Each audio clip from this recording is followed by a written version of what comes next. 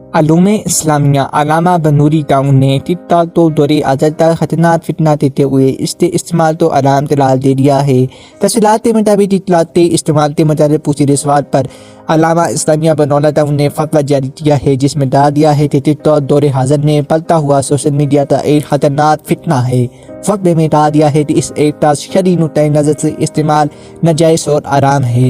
ये सरन नाजायज़ अमूर है और इस ऐप को इस्तेमाल करने वाले गुनाहों में मुब्तला हो जाते हैं। इससे बचना तकरीबन नामुमकिन हो जाता है, लिहाजा इस एप्लीकेशन का इस्तेमाल नाजायज़ है। इसमें जानदार की तस्वीर साजी और वीडियो साजी होती है जो सरन आराम है। इसमें औरतें बेहुदा वीडियो बनाकर फिराती हैं। ना मैडम तो देखने का गुनाह है। म्यूज़िक और गानों का आम इस्तेमाल है।